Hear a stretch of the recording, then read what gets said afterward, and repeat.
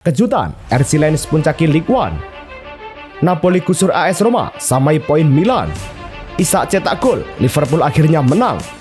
Real Madrid kehilangan posisi puncak.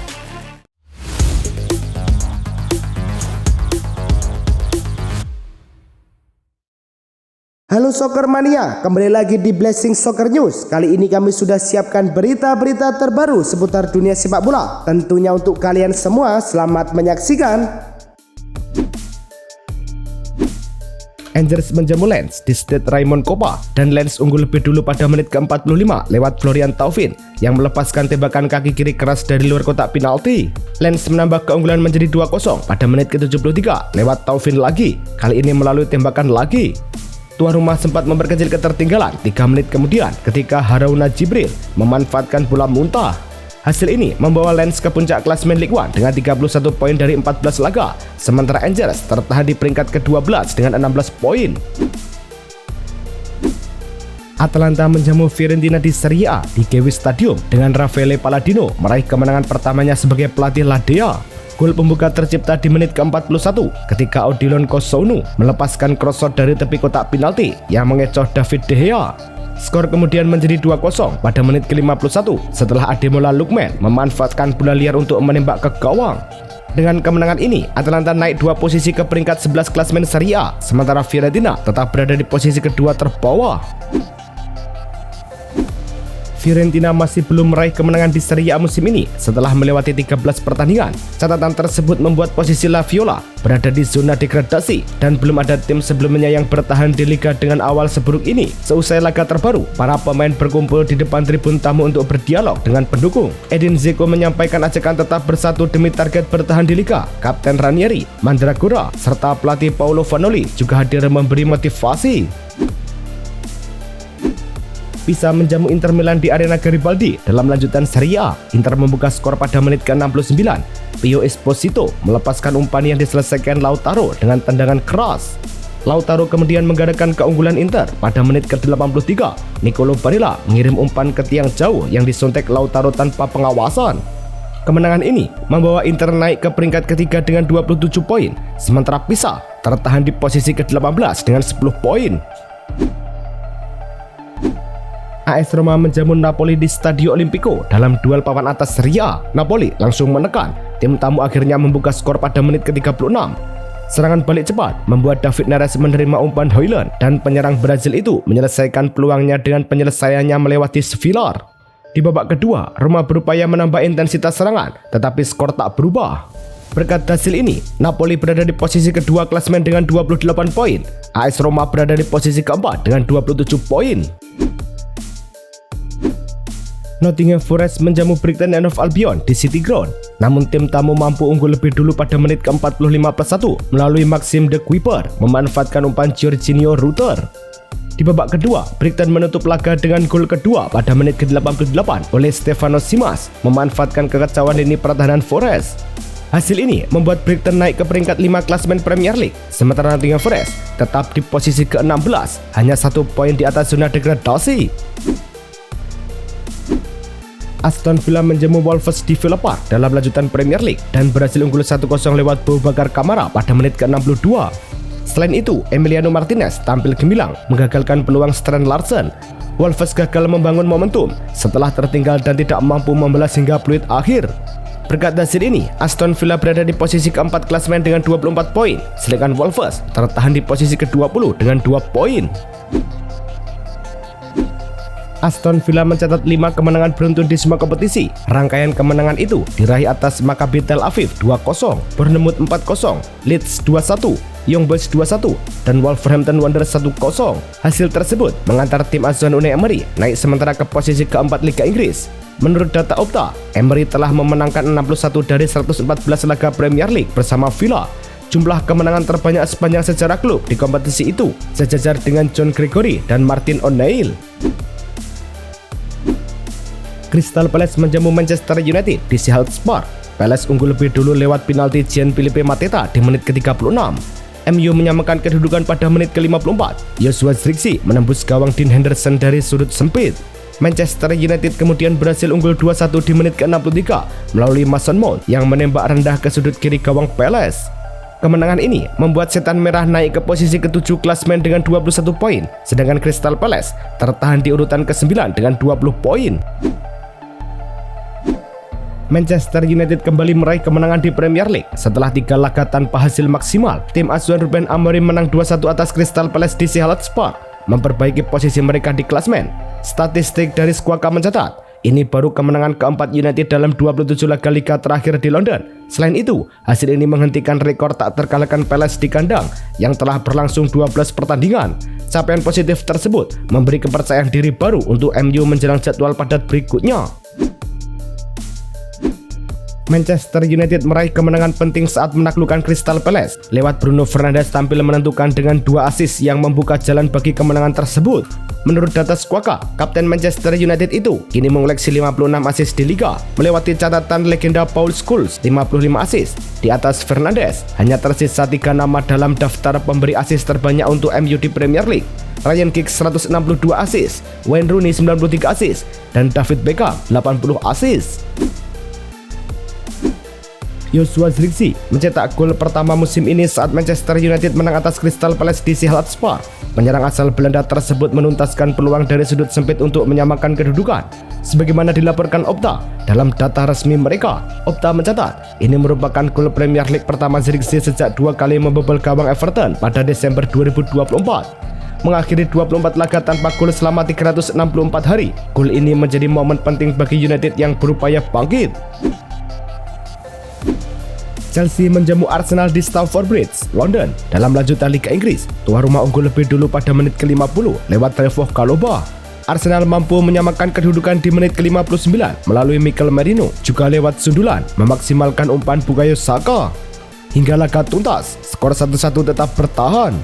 Hasil ini membuat Arsenal tetap memimpin klasemen Liga Inggris dengan 30 poin dari 13 laga, sementara Chelsea turun ke peringkat ketiga dengan 24 poin. Arsenal menjaga catatan tak terkalahkan setelah bermain imbang 1-1 melawan Chelsea pada pekan ke-13 Liga Inggris. Data dari situs Premier League mencatat bahwa tim asuhan Mikel Arteta kini melewati 17 pertandingan tanpa kekalahan di semua ajang sejak kalah dari Liverpool pada 31 Agustus. Mereka meraih 14 kemenangan dan 3 kali imbang, mencetak 37 gol dan hanya kebobolan 9 gol. Arsenal akan menghadapi Brentford pada laga berikutnya 3 Desember. Alejandro Garnacho mencatat tonggak penting dalam karirnya bersama Chelsea. Winger asal Argentina itu resmi menembus 100 penampilan di Premier League pada usia 21 tahun 152 hari. Angka tersebut menjadikannya pemain termuda dari Amerika Selatan yang mencapai jumlah laga tersebut, melewati rekor Gabriel Martinelli 22 tahun 125 hari sepanjang kiprahnya di kompetisi Inggris. Garnacho telah menorehkan 17 gol dan 12 assist. Rekor ini menegaskan peran pentingnya serta prospek yang terus berkembang. West Ham United menjamu Liverpool di London Olympic Stadium. Liverpool memecah kebuntuan pada menit ke-60 lewat Alexander Isak yang menuntaskan umpan tarik Cody Gakpo. Liverpool menggandakan keunggulan pada menit ke-91 melalui Gakpo. Dari serangan balik, Gakpo menjebol gawang West Ham dari jarak dekat. Hasil ini membawa mereka ke posisi 8 klasemen Liga Inggris dengan 21 poin dari 13 laga. Sementara itu, West Ham tertahan di posisi ke-17 dengan 11 poin. Liverpool kembali ke jalur kemenangan setelah 3 kekalahan beruntun dengan mengalahkan West Ham pada laga Liga Inggris terbaru. Catatan pertemuan kedua tim menunjukkan dominasi kuat Liverpool. Menurut data Squawka dalam 10 pertemuan terakhir di semua ajang, Liverpool mencatat 8 kemenangan, 1 imbang, dan hanya 1 kali kalah. Mereka mampu mencetak total 28 gol dan hanya kebobolan 7 kali, termasuk 4 kali menjaga gawang tetap aman. Hasil ini menjadi dorongan penting bagi skuad Arne Slot untuk memperbaiki posisi di klasemen. Alexander Isak akhirnya mencetak gol pertamanya di Premier League sebagai pemain Liverpool. Penyerang asal Swedia itu memecah kebuntuan setelah 8 laga tanpa gol di kompetisi ini. Statistik dari Opta menunjukkan bahwa ini juga menjadi akhir dari puasa gol terpanjang di Liga sejak April sampai Mei 2023. Dengan nilai transfer sekitar 145 juta euro, kontribusi tersebut menjadi angin segar bagi lini depan Liverpool yang sedang berupaya meningkatkan produktivitas. Gol ini diharapkan menjadi titik awal konsistensi Isak dalam menghadapi jadwal padat ke depan. Sevilla menjamu Real Betis di Ramon Sanchez Pizjuan dalam derby ke-114 resmi. Betis unggul lewat Pablo Forlans pada menit ke-52 memanfaatkan kesalahan penguasaan bola. Keunggulan digandakan oleh Sergio Altimira menit ke-69 memanfaatkan umpan silang tendangan bebas Forlans yang diteruskan Valentin Gomez. Berkat hasil ini, Real Betis berada di posisi kelima klasemen La Liga dengan 24 poin, sedangkan Sevilla berada di posisi ke-13 dengan 16 poin. Girona versus Real Madrid di Montilivi berlangsung sengit. Tuan rumah membuka keunggulan lebih dulu pada menit ke-44 lewat Azzedine Ounahi yang menyambar umpan Viktor Sigankov dengan tendangan keras. Baru di babak kedua, tepatnya menit ke-65, Los Blancos menyamakan kedudukan setelah Mbappe menuntaskan penalti usai Vinicius Junior dilanggar Hugo Rincon. Skor 1-1 bertahan hingga laga usai. Hasil ini membuat Madrid tertahan di peringkat kedua La Liga dengan 33 poin. Girona tetap berada di posisi ke-18 dengan 12 poin. Real Madrid kembali gagal meraih kemenangan di La Liga dan harus turun di posisi teratas klasemen. Pasukan Xabi Alonso kini mencetak 3 hasil imbang beruntun di kompetisi domestik. Sebagaimana dicatat Opta melalui akun resmi @optajose. Situasi ini menjadi yang pertama sejak Desember 2019 ketika mereka diasuh Zinedine Zidane. Menurut data Opta, Madrid hanya memiliki tingkat kemenangan 50% dalam laga tandang musim ini, 4 kemenangan dan 1 kekalahan dari 8 pertandingan. Sementara itu, performa kandang mereka masih sempurna dengan 6 kemenangan dari 6 laga di Bernabeu. Barcelona Femini dan timnas Spanyol wanita harus bersaing menghadapi periode sulit. Gelandang bintang mereka, Aitana Bonmati, dipastikan mengalami patah fibula kiri usai mendarat tidak sempurna dalam sesi latihan bersama tim nasional. Setelah pemeriksaan medis resmi oleh Real Federación Española de Fútbol (RFIF), Bonmati langsung meninggalkan pemusatan latihan dan kembali ke Barca untuk menjalani rehabilitasi. Dengan estimasi absen beberapa bulan ke depan, ketidakhadirannya bakal terasa berat terutama jelang partai penting di Liga F dan lanjutan kompetisi internasional.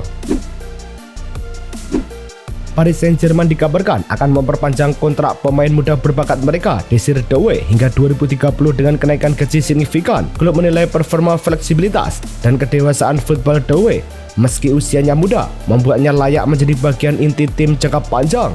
Meski kontraknya sebelumnya berlaku sampai 2029, manajemen PSG ingin mengunci masa depan Doué lebih lama sebagai bagian dari rencana membangun tim masa depan. Walau negosiasi masih berjalan dan belum semua detail final niat klub sudah jelas. Paris Saint-Germain telah dipastikan tampil di final 2025 FIFA Intercontinental Cup pada 17 Desember di Doha, Qatar. Satu tiket terakhir ke babak lanjutan berasal dari Flamengo usai klub Brazil ini menjuarai 2025 Copa Libertadores. Flamengo bakal memulai kiprahnya di babak semifinal zona Amerika Latin pada 10 Desember melawan Cruz Azul, Meksiko. Pemenang dari laga itu kemudian berhadapan dengan Pyramid FC, Mesir, wakil Afrika, untuk memperebutkan hak menantang PSG di final 17 Desember. Gelandang West Ham United, Lucas Paqueta, menyesali sikapnya yang berujung kartu merah saat timnya kalah 0-2 dari Liverpool di Premier League. Menurut laporan BBC Sport, pemain Brasil itu mendapat 2 kartu kuning beruntun karena protes keras kepada wasit Darren England menjelang laga usai. Paqueta mengungkapkan melalui akun X bahwa perilakunya mencerminkan tekanan selama hampir 2 tahun saat FA menyelidikinya terkait dugaan pengaturan kartu. Ia akhirnya bebas dari tuduhan tersebut pada Juli, namun mengaku tidak mendapat dukungan psikologis selama proses panjang itu. William Saliba batal tampil di laga Arsenal kontra Chelsea akibat cedera ringan yang dideritanya dalam sesi latihan. Pelatih Mikel Arteta menyebut Saliba mengalami ketidaknyamanan saat latihan dan memutuskan untuk tidak mengambil resiko. Absennya bek asal Prancis itu menjadi pukulan bagi pertahanan Arsenal. Arteta menyatakan bahwa Saliba akan menjalani pemeriksaan medis lebih lanjut untuk mengetahui tingkat keparahan cedera, namun menegaskan bahwa saat ini yang terpenting adalah keselamatan pemain. Dalam laga di London Stadium, pelatih Arne Slot secara mengejutkan menurunkan Mohamed Salah ke bangku cadangan untuk pertama kalinya sejak April 2024, kebetulan juga melawan West Ham United. Formasi itu ternyata membawa hasil kemenangan 2-0 lewat gol Alexander Isak dan Cody Gakpo. Slot menegaskan bahwa keputusan ini semata soal rotasi di tengah padatnya jadwal, bukan sinyal akhir karir Salah di klub. Tapi bagi banyak pihak, ini bisa jadi pertanda nyata bahwa Liverpool tengah mempersiapkan diri untuk hidup tanpa Salah. Manajer Manchester City Pep Guardiola belum bisa memastikan kapan tepatnya Omar Marmoush akan dilepas ke timnas Mesir untuk persiapan AFCON. Pembicaraan masih berlangsung, mengingat City harus menyeimbangkan padatnya jadwal klub dengan komitmen internasional. situasi makin rumit karena Federasi Mesir berharap Marmoush ikut pemusatan latihan sejak 1 Desember. Padahal City khawatir kehilangan opsi serang di pertandingan penting Premier League. Meski demikian, Guardiola tetap menunjukkan sikap terbuka. Saya tidak tahu, dia dan klub harus bicara dulu, lalu kita lihat. Itulah tadi kumpulan berita-berita terbaru dari kami. Simak terus berita-berita terbaru lainnya dan jangan lupa like, komen, dan juga subscribe.